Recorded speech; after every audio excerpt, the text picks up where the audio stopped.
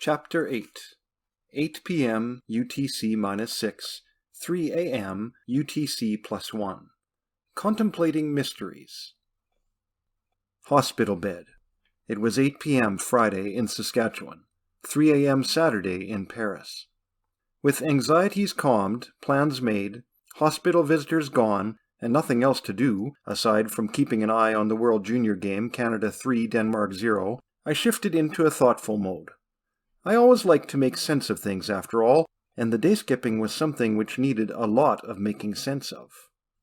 What is happening to me is a change in the way I experience the hours of the day and the days of the week, I reasoned inwardly. But what are these things we call hours, days, and weeks anyway?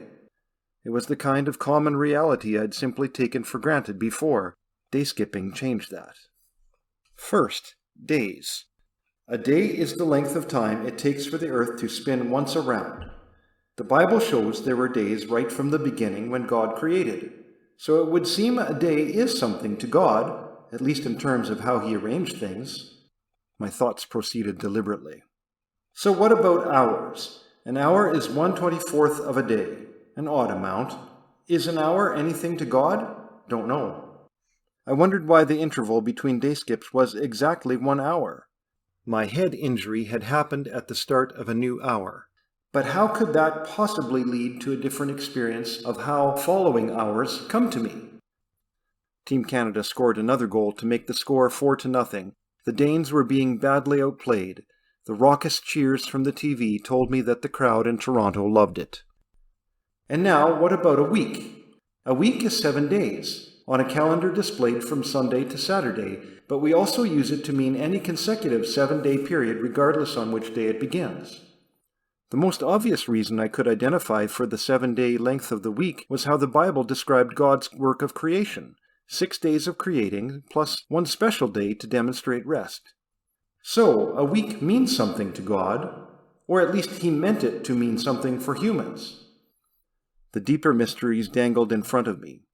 So why is my strange experience of time limited to 1 week, 1 set of 7 days, I wondered.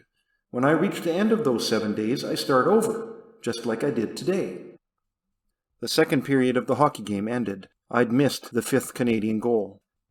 No new conclusions. I'm left with so many mysteries in this. The hockey game's third period had just started when reality shifted to Tyler's car. Jordan and Tyler were laughing about something. We were headed toward Medicine Hat, Alberta for a different hockey game.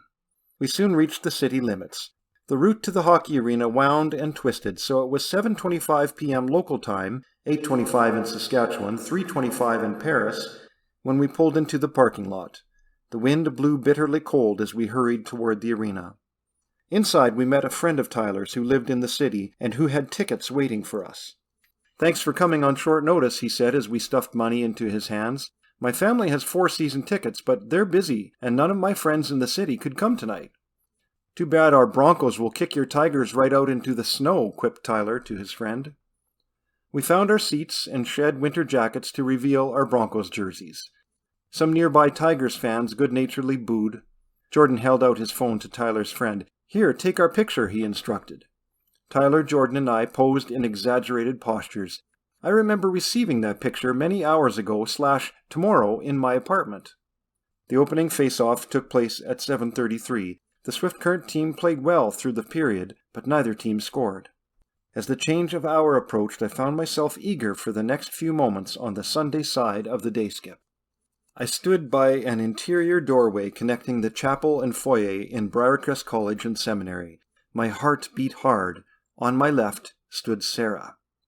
My tongue immediately found the words my mind had formulated 7 day skips ago. "My name is Kyle Stone." Oh, and we talked.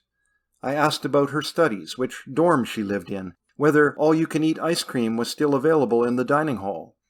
I am certain there was some magic in those moments, of a different sort than day skipping. I could have gone on like that for a long time, but the larger reality of what I was going through did not permit. "I need to carry on to Regina," I offered apologetically, adding a hopeful, "Maybe I could say hi on social media sometime?" Sarah provided the information I needed to make an E-connection and continued on her way.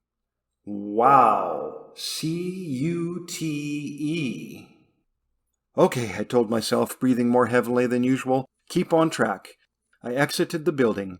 In a few minutes I resumed the eastward journey on the Trans-Canada Highway. With an effort, I turned my mind away from the oh-so-pleasant encounter with Sarah and began probing another strange reality of day-skipping. How can my mind or spirit or inner being move differently through time than my body? It's like I've become unglued, with two parts of myself doing different things. Freaky. My thoughts reached deeper. What does this say about being human? How can inner and outer beings be separated? But then I realized Christian understanding already provided some insight for that question. Namely, that when a person died, spirit and body were separated until the end. Doesn't the Bible say something about away from the body and at home with the Lord?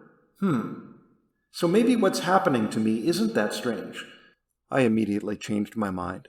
No, this day skipping is one of the strangest things ever. I wondered if anything similar had ever happened to anyone else. I'm left with so many mysteries in this. I chuckled, realizing I'd used the same wording 2 hours/2 days before in the hospital. The time approached 9 p.m. With the lights of nearby Regina casting a glow into the night sky, I pulled off the highway to wait for the day skip. In one of those strange moments which sometime accompany sleep, I realized that I was dozing. I lifted my head and opened my eyes. I sat in my airplane seat, my phone's music playing through the earbuds.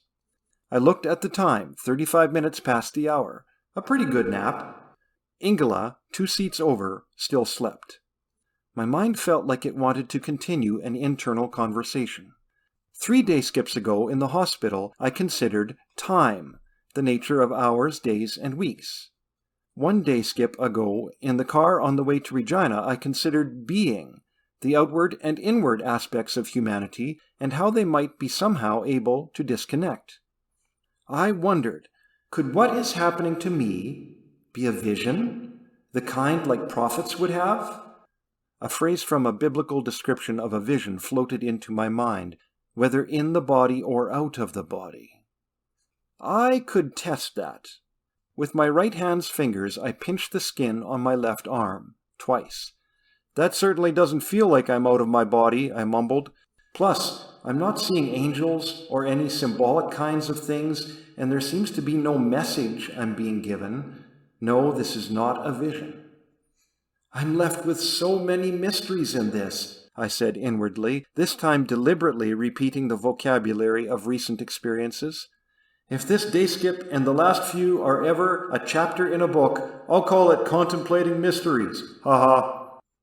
A flight attendant stopped beside my seat. Excuse me, sir, she said. You were sleeping when we distributed the food selections earlier. Would you like to make your choice now? I did. Ingela woke and likewise picked her meal. We soon received the food. So tell me, Kyle, said the Swede as she sipped her coffee, where are you? A terrifying series of thunderous explosions. I sat up in my bed in the Hotel International. The TV pulsed with violent sounds and bright flashes. Phew, it's just a movie. Guess I left the TV on. I fumbled for the clicker and managed to hit the power button. 3:03 a.m. Wednesday? Probably. I lay down again.